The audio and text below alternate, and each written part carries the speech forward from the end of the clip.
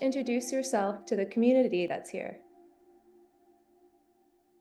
Amanda, your first name starts with an A. I'm a C. Mm, You get to go first. I'll take it. I'll take it. Hi, everyone. Really good to be here. Um, yeah, in my heart of hearts, what I think I'm here to do is to help weave the tale of the Earth's regenerative metamorphosis, which is a mouthful. But yeah, across psychology and sports and all sorts of things, you have to go where All that I wanted to be. I thought it was at 5.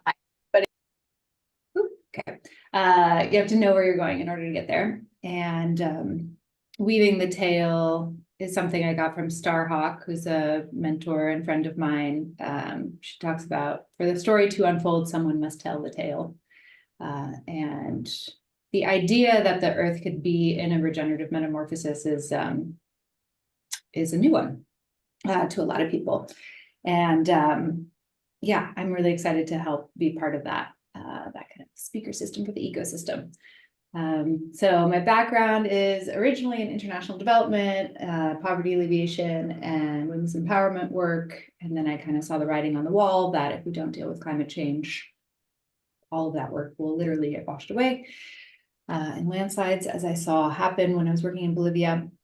And then I worked with 350.org and taught at the Presidio Graduate School to the MBA in Sustainable Management there, and then started Project Drawdown and got to work with Chad very closely and create, what some people call as the leading source of climate solutions research and data.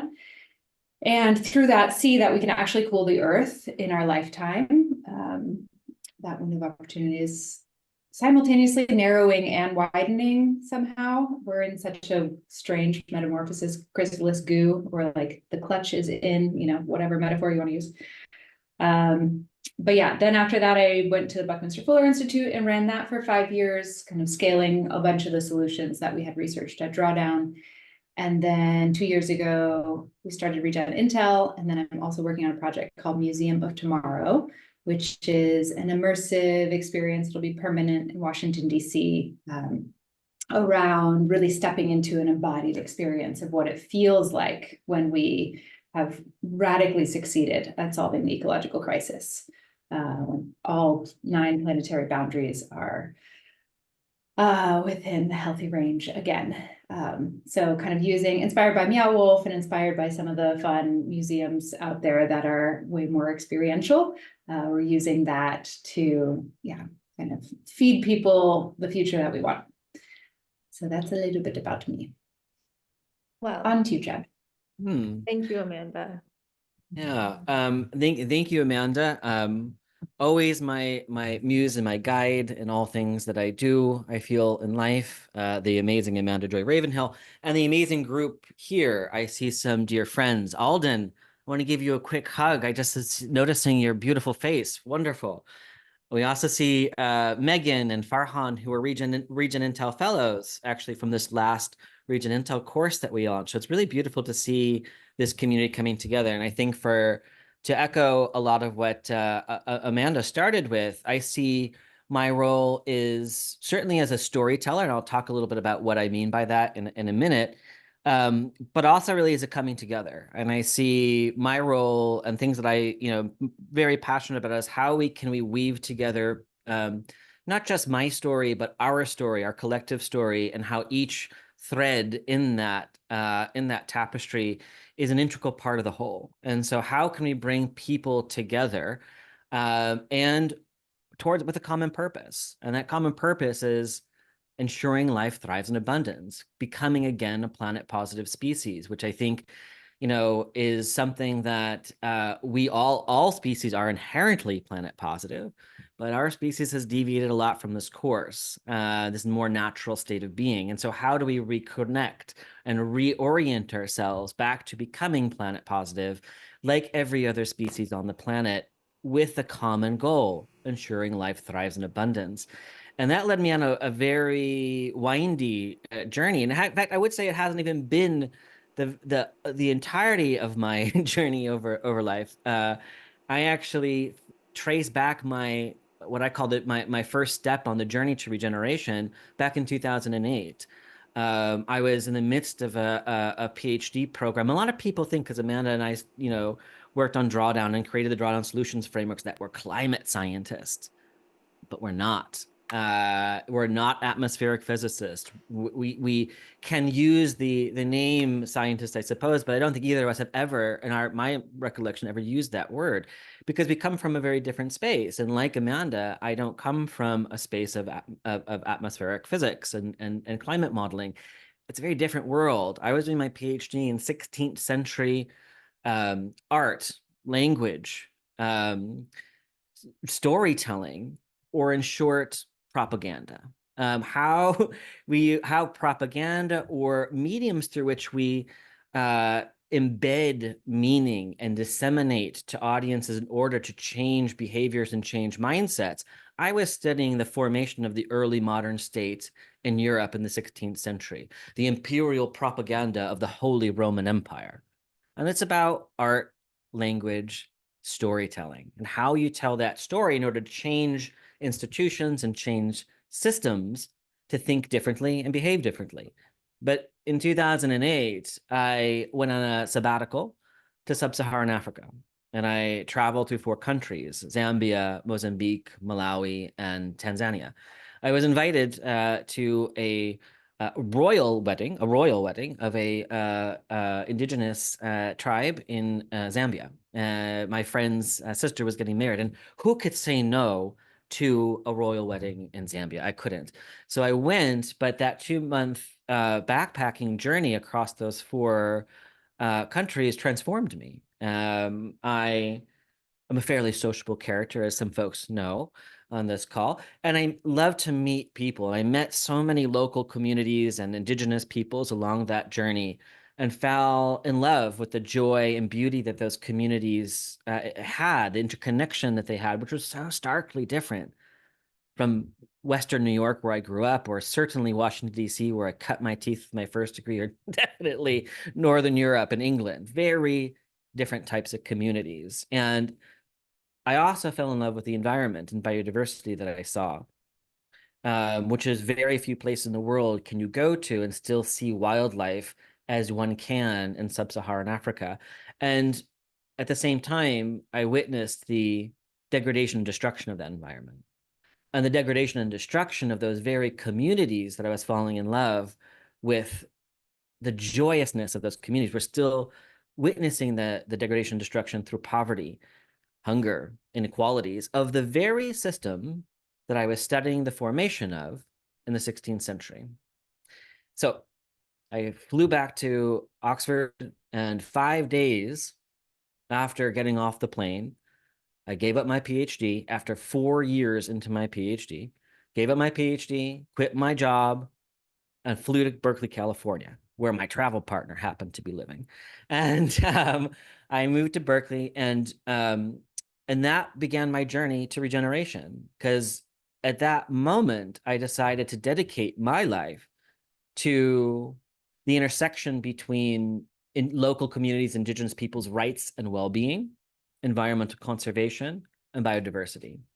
And so Amanda and I share this approach our earlier part of our careers to focusing on well-being economies. And, and I don't think for me, the word regenerative existed in my vocabulary at the time, but what I was doing, linking these 3 issue areas, was deeply regenerative. And it was as if I was living and working in these spaces without even the word, because at the time it was sustainable development and conservation.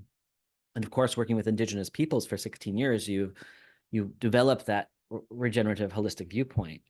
Anyway, fast forward, these are also the frontline issues in a changing climate.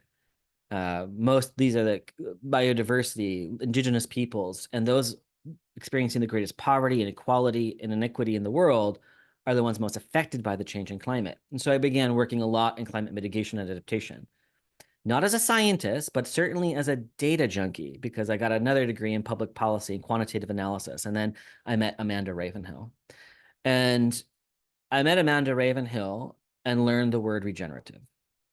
And I learned the word cascading benefits. And suddenly a click happened.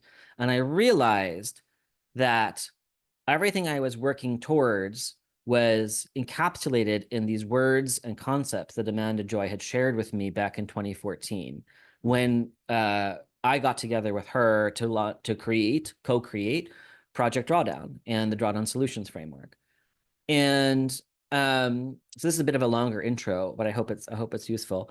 And once I met, it's funny because I said I'm not going to work for another small profit again because I'd been working at the UN and I was going to planning on working at the UN, and then I met her, and I said, okay, one more time, one more time, I'll work with a small nonprofit, and that was Project Drawdown. And as you heard, this became world's leading resource for climate solutions, according to some. But built in within the whole framing of Project Drawdown was, how can climate be used as a catalyst to create a regenerative future, a regenerative economy, a regenerative society from day one, through those cascading benefits and regenerative systems that Amanda had introduced as a concept.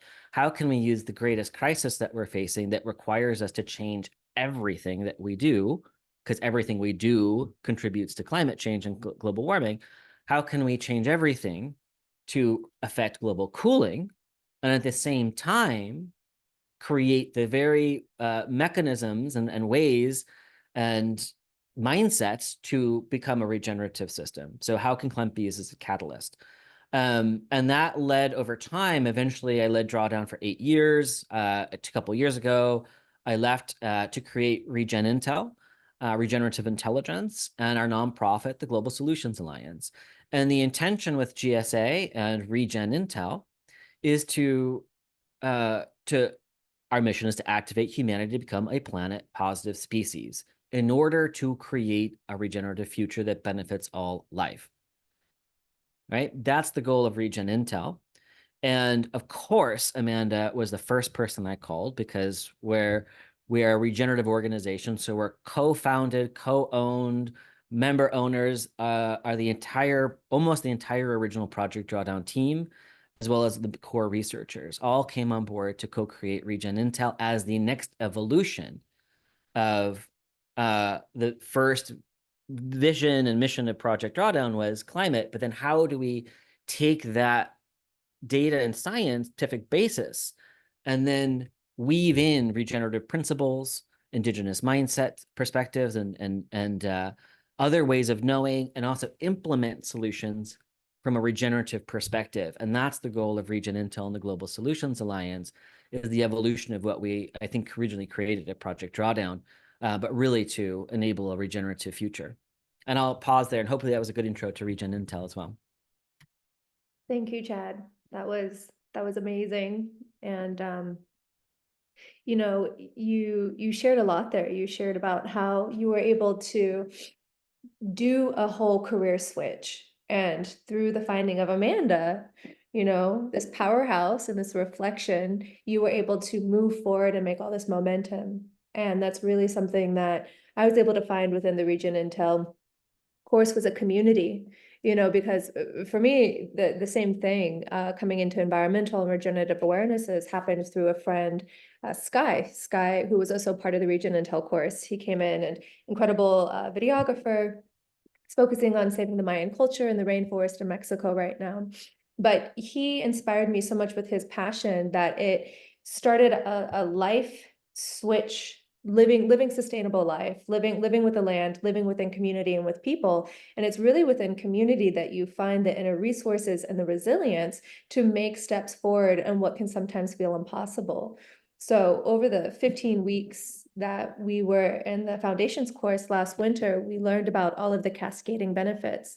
But to understand what a cascading benefit is, first you have to understand the polycrisis, which is the interlocking series of problems that require a solution. And so I'm curious, how do you two really work with seeing so many of the problems? There's a real emotional toll that it takes that keeps so many people looking away and staying blind to what our extractive practices are around the planet that are preventing us from being able to be in reciprocity with nature, right? And really honor and continue the practices of the indigenous perspectives. Can you speak to some of the cascading benefits that would be beneficial for us to know, and really also how you cope with knowing so many problems?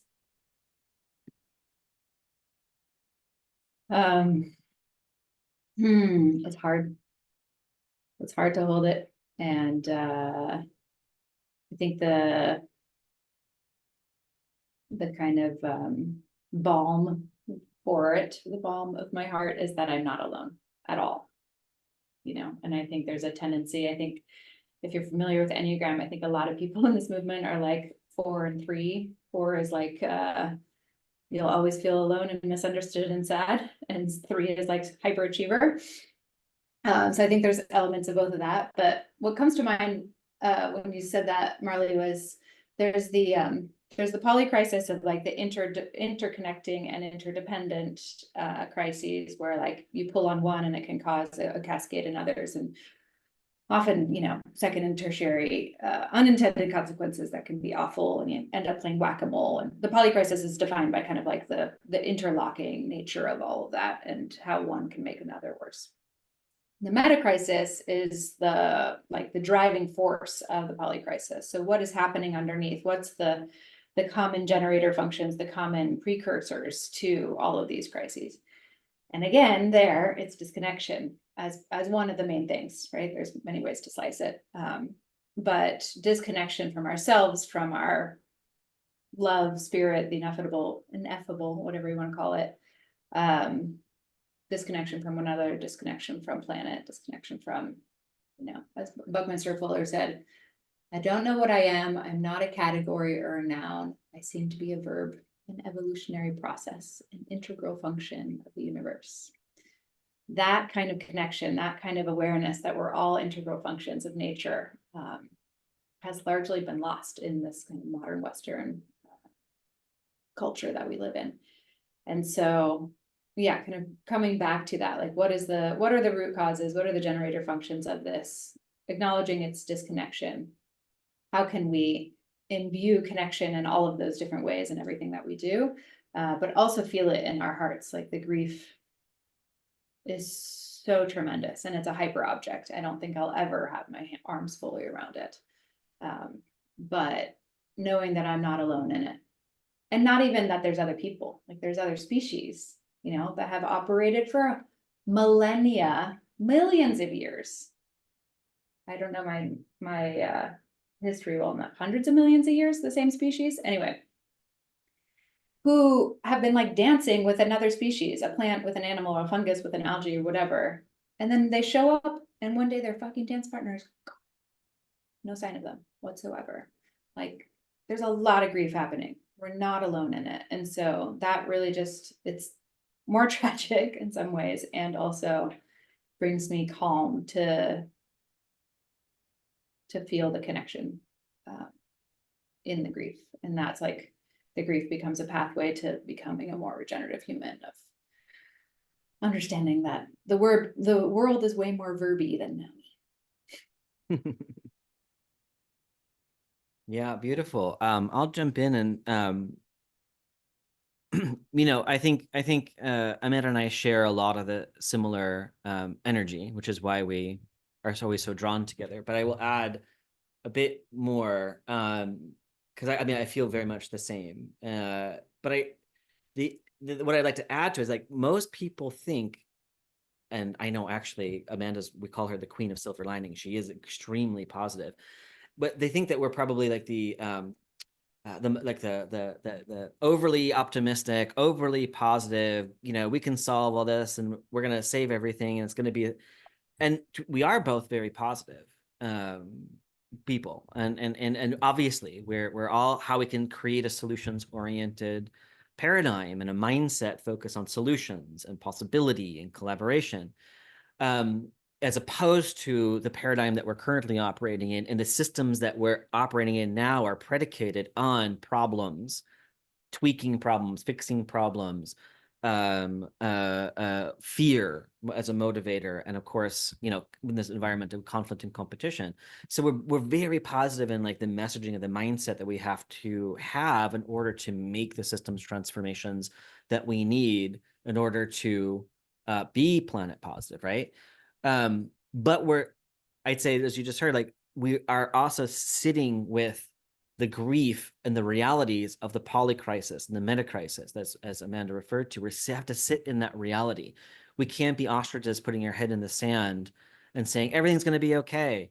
But all in the same token, we can't be the quote doomers who say, "Oh, this reality is doomed." I mean, I'm my friend Daniel Pinchbeck is just having a salon where he's talking about the end of the world. And, I feel like there's two sides of this. You can't be, I feel, on one side, understanding the polycrisis and the metacrisis behind it from deep rooted institutions and systems that had their origins long ago, but we see actually the creation of the early modern state and the modern state in terms of our economy, our political structure, hierarchies, systems that we know today had an origin point starting really in the 16th century Europe that have come to dominate the way we think today.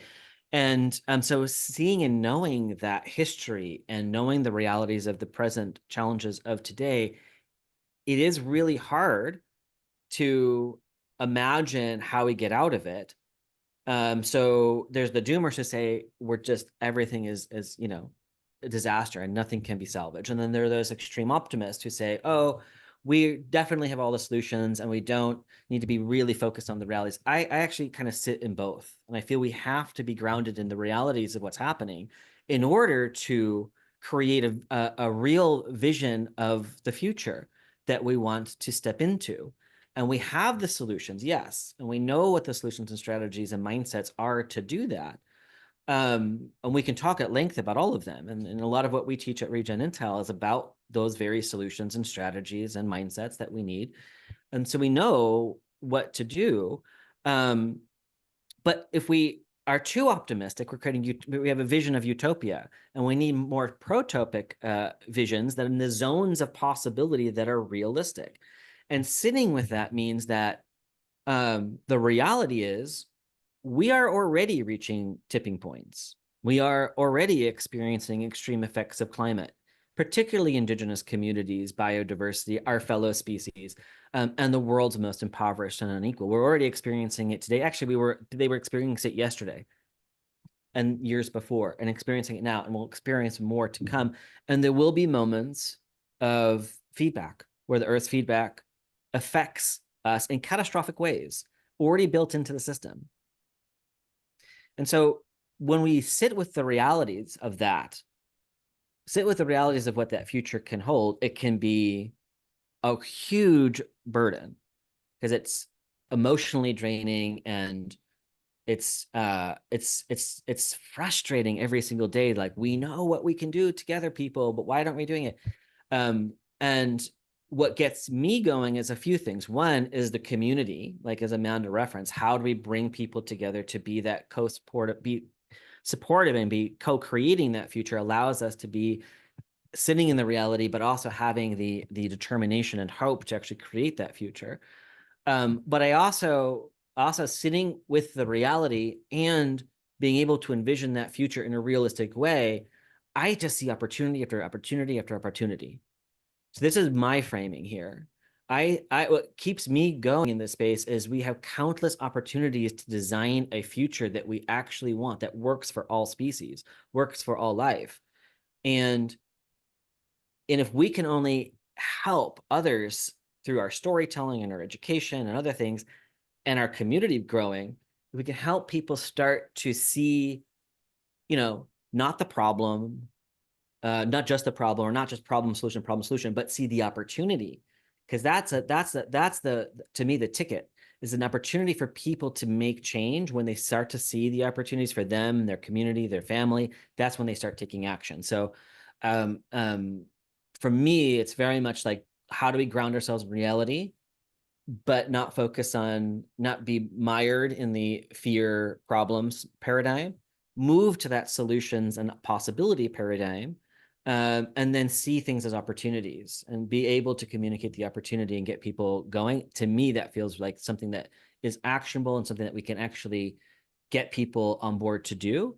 Doesn't mean we're going to solve everything tomorrow and prevent these Earth feedback from catastrophic events happening that's still already built in the system, but we can mitigate and reduce the impact of the potential worst case scenarios that could be much worse and make a system actually work for all over time by getting enough of the system operating from a regenerative perspective to be able to take on those shocks, those feedback loops, and those potential collapses, be resilient, and then regenerate and build more thriving economies and societies beyond that. So very much how we ground ourselves in reality and see opportunities for making real change. Wow, thank you, Chad. So there is Lucian Tarnowski is going to be coming on next, and he's the founder of Up Games, the Up Games United Planets with the Gaians, and he's also an affiliate of RegenIntel. So we have cross-pollination happening here. But something that he does that we'll be doing together in 2 hours from now is reverse engineering the future. And so for both of you, having your perspective so deep in both the polycrisis and the cascading benefits, I'm really curious to hear from both of you. What would be, let's say you have a magic wand and all of your wishes could possibly come true. What's a high vision that you could share with us without getting too floaty, but like a high vision that feels really real and achievable for us in the next 10 years? Because as artists and musicians and community stewards and culture creators, it really helps us to understand and to hear it from your perspective so that we can start to weave that narrative into our own life, into our own psyche, and into the lives of the people around us through the ways that we choose our embodiment. So many visions. The one that's coming to mind mostly right now is it's like a lens through which to look at the moment we're in. So Buckminster Fuller talked about, we'll build all the right tools for all the wrong reasons first. And we're actually far more capable and far more, kind of developed in this birthing, far more into the labor than we may think of the birthing of the next paradigm than we may think. And part of that is because we can kind of usurp tools that were intended for competitive me or you zero-sum game intent, where I can only profit at someone else's expense, and use it for this game be, win for all paradigm that we're moving into, that some people say is a new paradigm. I like to use the next paradigm or next economy language that Lift Economy uses, because a lot of it is seeing with ancient eyes, and honoring all of the wisdom and ways of being and ritual and attunement to nature and attunement to the rhythms of life around us that Indigenous people have held for a long time and continue to hold on to by a thread. We're losing languages every 2 weeks right now. And yeah, obviously just so much genocide. But one of the tools that we have that we can use for right reasons is personhood. So personhood has been granted to corporations. Now we're using personhood to grant to watersheds, mountains, different species. And that enables them to then have a human proxy that can represent them on boards, in fundraising events, on cap tables. And I think it'll really enable us to kind of transition and use capitalism in order to transition into the next economy. I think we need to follow what the Berkana Institute talks about, of like this 2 loops diagram. There's the old paradigm that's being hospiced and the new one that's being birthed. But there's also a lot that can be bridged between the two. And so I think there are some tools like this of corporate personhood. Another one is just the space race, which was much, inspired by the Cold War, and so much of technology has been. And we can use that. Satellites, we're taking a picture of the Earth and video in a lot of places of the Earth every day through Planet, formerly Planet Labs, and we can use that data. They're putting up more and more, different spectrums, satellites, more and more instruments from NASA to tell us what's happening on Earth. So instead of facing out, facing back in, and kind of taking more and more selfies of this beautiful spaceship Earth. So that's kind of a frame. It's just like looking at what technology is already here that has been incubated by fossil fuels, this amniotic fluid of like the egg. This is my tattoo on my shoulder, is that humanity. Buckminster Fuller talked about humanity being a chick just hatching from its eggshell, and our kind of amniotic fluid of fossil fuels has taught us so much and has been this like growth for all, for the end of growth. Now we're hatching as an egg, and we can step onto the soil and be in this reciprocal relationship where, our droppings become food for the different microbes and the maggots and the seeds, and the other birds come, and we live in this beautiful harmony.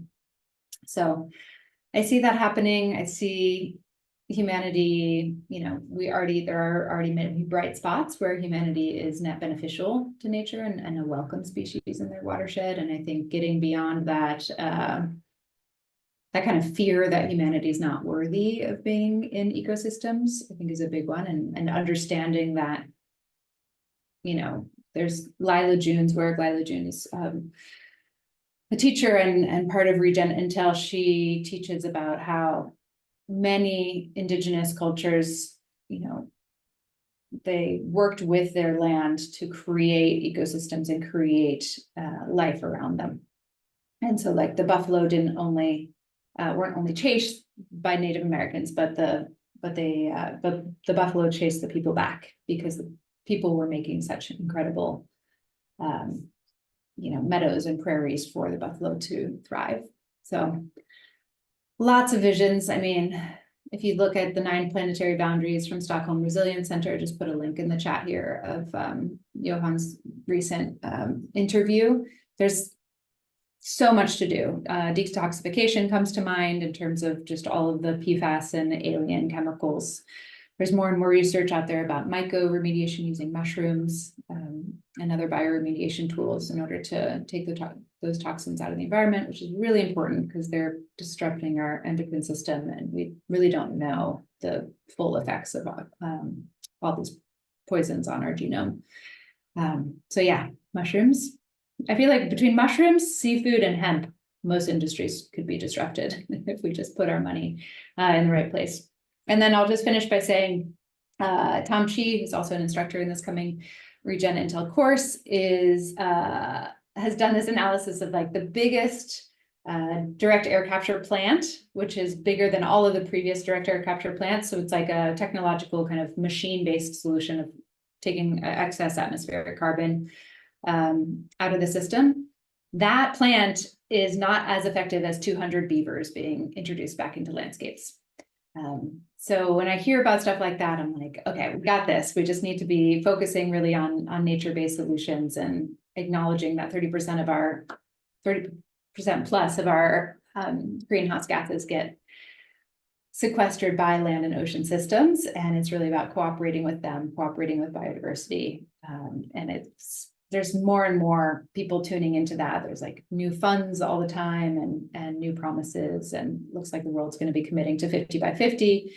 We're all on board with 30 by 30, 30% of land and oceans conserved by 2030.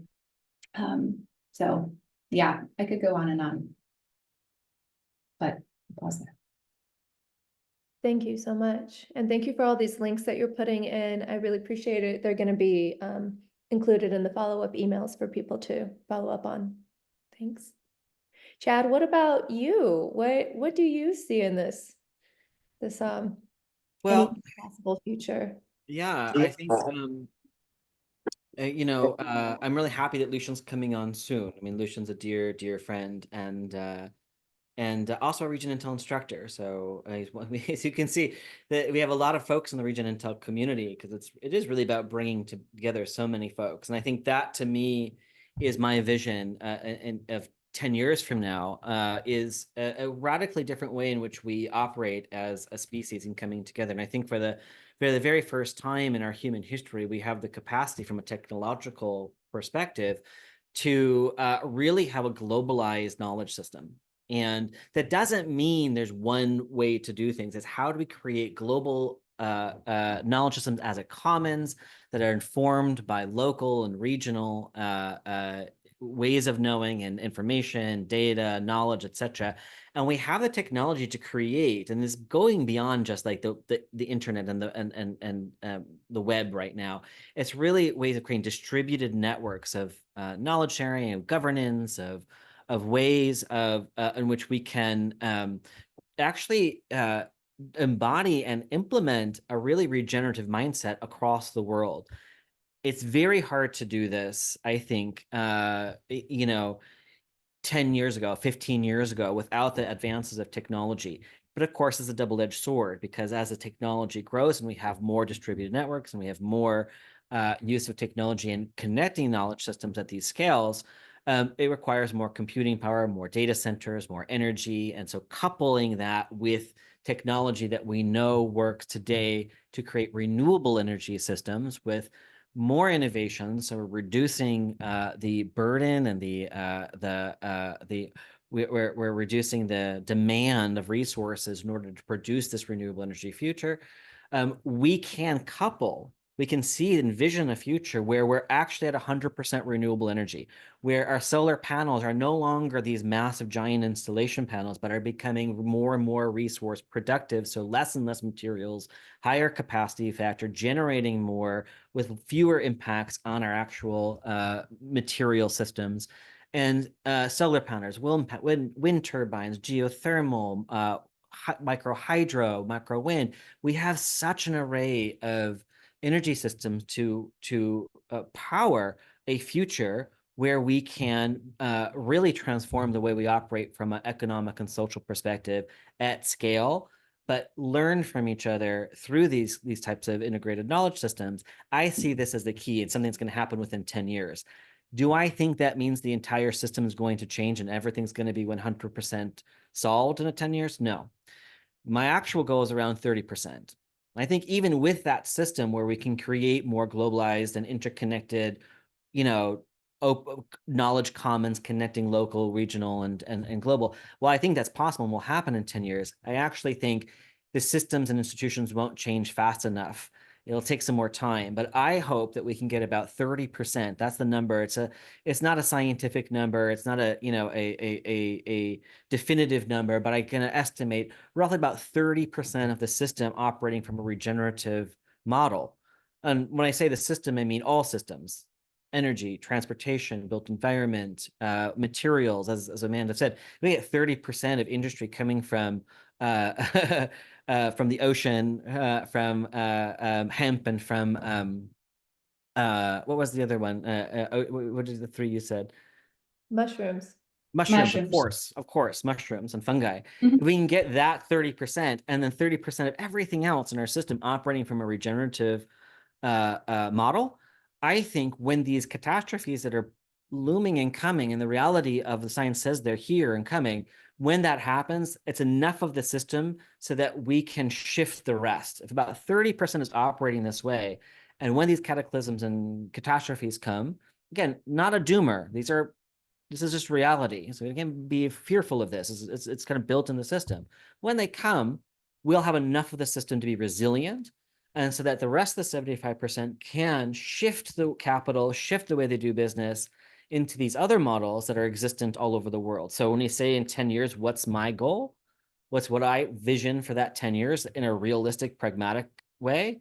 That 30% of our system is operating from a regenerative model, and coupling that with advanced and further development of solutions that we know work to help mitigate and change into a renewable energy system and move into these regenerative solutions, are innovated and developed and becoming more and more efficient and more productive and less invasive and less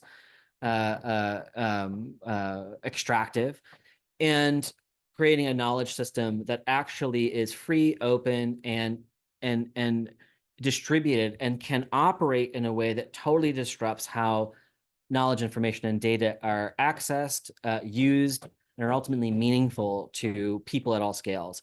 I think that's the vision of 10 years. And when those three things start to happen, I see the movement to 100% regenerative economy and systems happening much faster after that. After that, it's going to be the tipping point, and we go, but we need that 30% within 10 years. And that is enough, I think, to thrive after these catastrophes happen, and enough so that the rest of the system can follow suit. Thank you, Chad. That's really good too. That was like really practical. Again, both of you are very practical with your shares, and I appreciate it. We have about 15 minutes left before David Block comes on. He's going to be sharing with us how to create culture through music and how to accelerate that using AI tools. And a lot of what we're talking about is culture creation and information. And truly, whenever we educate ourselves on something, that education becomes our psyche, and our psyche becomes the way that we relate to our environment at all times and the people around us. So whenever we're learning about the regenerative systems and solutions, as well as the problems, we're really able to be more well-equipped to meet every single moment. And that might look like, there was one course in RegenIntel where we had an incredible speaker come in and actually explain what carbon emissions are and how they're created. And he used the example of your daily tea. You know, like, what did it take for your tea bag or for this blue lotus flower to get to your home? And what was the offput of all of that? And through that course, many of us were inspired to just grow our own herb garden, something really simple. So all of a sudden, I just get to walk outside, and not only do I get fresh mint tea, which tastes better, but it's so much better for the planet, as well as simple things like composting, creating a compost bucket in multiple of the homes that I've lived in since taking the course, and educating people about how we can do that and how simple it is. I'm really curious, can you tell us more about RegenIntel? Because for me, I feel really compelled to bring this to the community, to give them the opportunity that I had, because I believe in magical thinking, and I believe that prayer is extremely powerful. But if you don't know what to pray for, you can't pray for it. So, you know, when we're tuning into news, when we're turning into world events, when we're looking at the things that are hard to look at, that becomes our individual kuleana, our individual ability to take it, to alchemize it, and to put it to good work, even if we aren't in the front lines, even if we don't have, you know, the immediate networks or assets that you two have devoted yourself to for a long time to be able to make impact in the way that you are. Every person still has the ability to create change within their own life and the community around them. So can you tell us about RegenIntel and how that community works and what the course is all about? And then let's leave at least like 5 minutes for questions. If anybody has questions, please start putting them in the chat. Super. I'll jump in with the RegenIntel. Thank you, Marley, and thank you so much for hosting this this gathering of your community and all the communities that, you know, are participating in this, United Planet and all the crew that you brought together. I love this concept of a pop-up event. You know, like this pop-up, get a community together and just do something cool. I really appreciate you having us here to kick it off. So yeah, RegenIntel is a public benefit partnership, as I said, co-founded and co-owned by most of the original Project Drawdown team. And we essentially, our mission, as I said, to activate humanity to become a planet positive species. We do that essentially through three ways. One is we're an advisory. So we work with organizations at different scales to help guide them to implement solutions in ways that help them solve their climate targets, their sustainability goals, but ultimately embed that with regenerative principles so that we can meet them where they're at, but not leave them there. How do we create more regenerative leaders in businesses and at funds and philanthropies, at governments at different scales, and at NGOs? So we're an advisory service helping guide and steward leaders to become more regenerative and solving their very real, really real challenges. We're also an education platform. As you see, there are at least three RegenIntel fellows here. There are lots of RegenIntel instructors that we've kind of referenced, and you know, Lucian is one of them, who you'll hear a little bit later today. I think he's one of our instructors. But the RegenIntel education we've launched we're designing a 4-tiered leveled up certified training program designed to train and equip the next generation of regenerative leaders. I'd say current and next generation leaders with the right knowledge, tools, mindset, and community to really take their next step to co-creating the regenerative future, to designing the regenerative future. The first course that we've just launched is called the Foundations course. And those are the RegenIntel fellows you see, like Marley and Farhan and Megan. We launched 2 cohorts, and we're just about to launch our 3rd cohort, which starts this September. And this is a very intergenerational, interdisciplinary, and international program. Our youngest member is 23. Our oldest is, I think, 65. And they come from, I mean, Farhan is right now in Lahore, Pakistan. Megan's in Austin, Texas. Marley is in Hawaii, but of course we have folks from Nigeria, from Kenya, from all over Europe and South America, etc.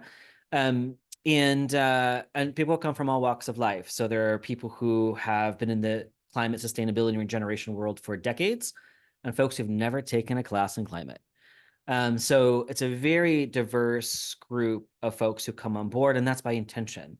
And so we come together and we go through a 15-week, very immersive, very deep and holistic beginning education into regenerative systems and solutions through 28 different instructors. So we have 28 different courses centered around master classes, which are mindset shifting, inspirational, conceptual, sessions, master classes. Deep dives, which are technical assessments of solutions and sectors from a really real pragmatic point of view, diving into those cascading benefits of solutions. And then what we call solutions in practice, which is applying that mindset and theory and the solutions in the real world. So we have a host of amazing humans who have applied this thinking into ways of being, either internal inner solutions or external solutions in the real world. So the course is kind of focused on these 3 pillars of your learning. And part of that also is you create your climate quest, which is an actionable project that you deliver into the world based on the learning. So that's the course in a nutshell. Oh, and I forgot there's one other major piece, which is the cosmos of stars. So the RegenIntel cosmos, where we have our advisory, our education, and then our community ecosystem. Now, like Marley, I'm a little woo-woo. So I love my cosmos, and I did check my crystals in advance, and they were total alignment with the word, with the concept. So, but it's basically the premise that there are billions of stars in the cosmos, each shining brightly. There are billions of stars here on this planet waiting for their star powers to be ignited and steered towards a common purpose. And so we're creating this ecosystem of real thinkers and doers. No talkers, no takers allowed. That's actually part of our official criteria. No talkers, no takers. We want to really hone in on people who are coming up with great ideas and others who are also implementing, real doers in the world. And we've launched that. We already have over 100 different thinkers and doers that are part of the cosmos. And our education program's a pathway to join, as is our advisory work. So when we work with work with organizations, they also can join the cosmos when they become a regenerative leader. So that's RegenIntel in about 5 minutes. I hope that gives you a good overview of generally the kind of stuff that we do. But a lot of the stuff that you talked about today is all embedded in either how we're advising organizations or how we're teaching and training folks, and certainly is the values that are embodied in the cosmos ecosystem that we're creating. And I'll pause there, and hopefully we can answer some questions in the last 5 minutes. Amanda, if there's anything that you'd like to add, I don't want to. Yeah, I mean, I think when most of us sit, or I'll speak for myself, when I sit in my heart of hearts, I'm like, oh my gosh, I need to be doing even more.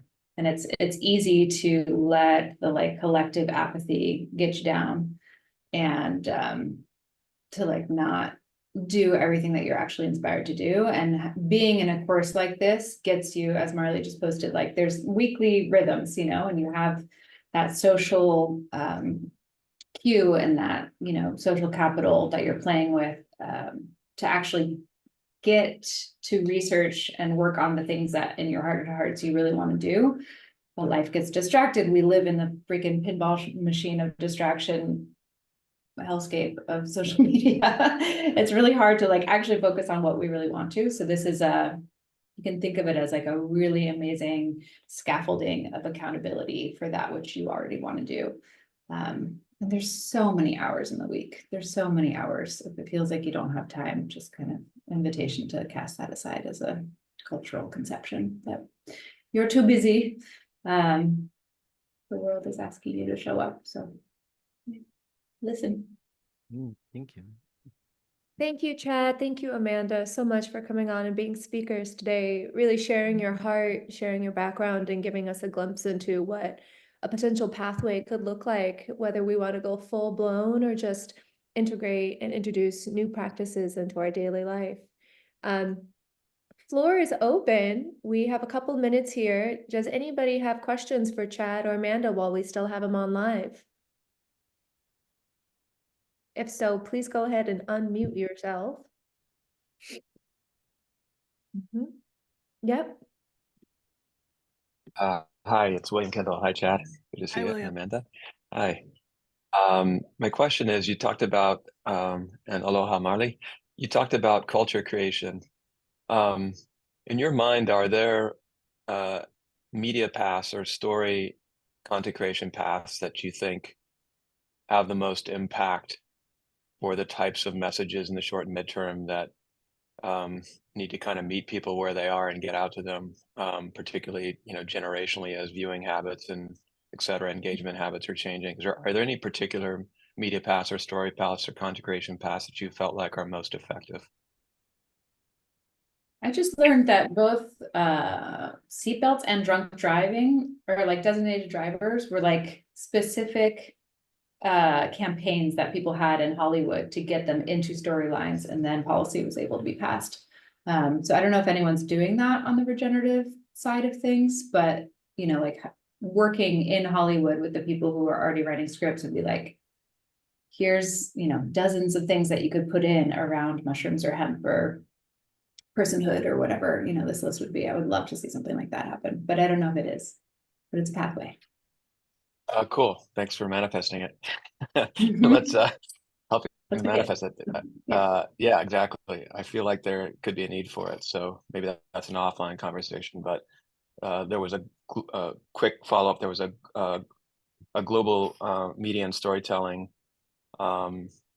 group at UCLA that was set up by one of my writing mentors, Neil Baer, who now has a graduate program at Harvard in global media, health, and storytelling. But I haven't seen one specifically related to sort of the topics I think that we're deep in here. So maybe that's a interesting offline conversation. Thanks for the thoughts. Okay. Good to see you.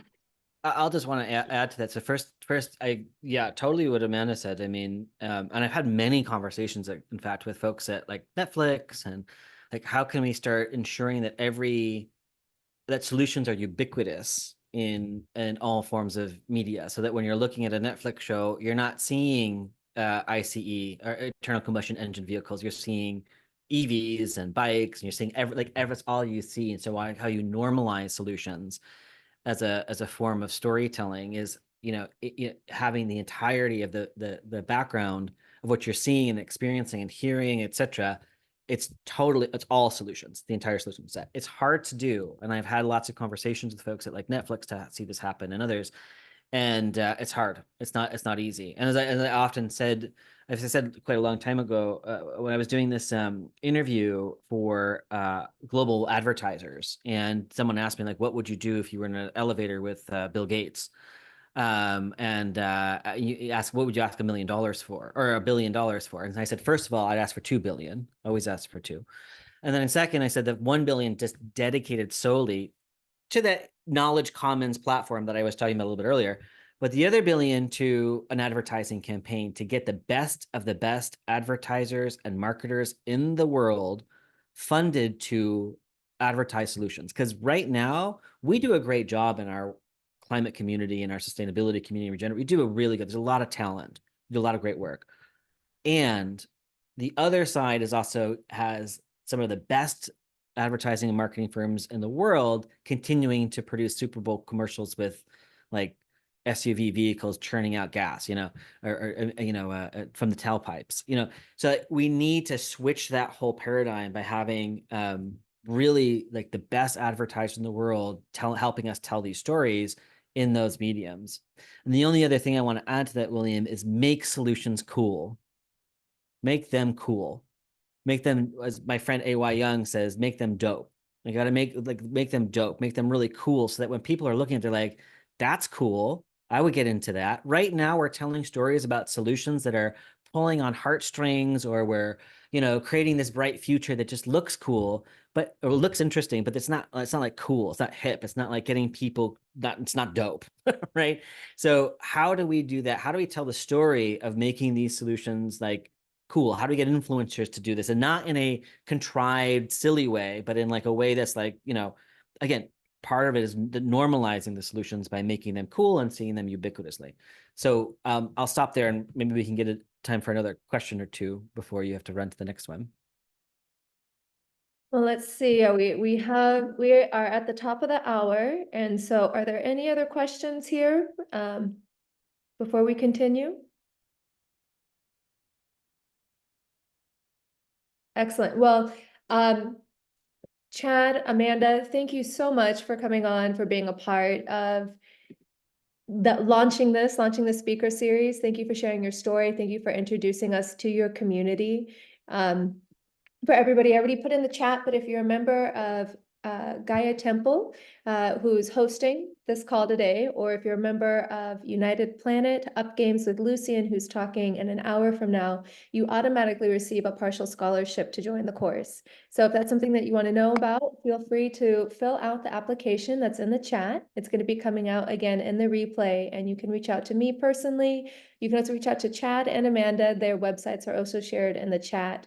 Chad and Amanda, thank you so much for coming today. It's really, really deeply touching to hear your story and to just get to awesome. Thank you. Thank you. Yeah, if everybody wants to come up to just say thank you.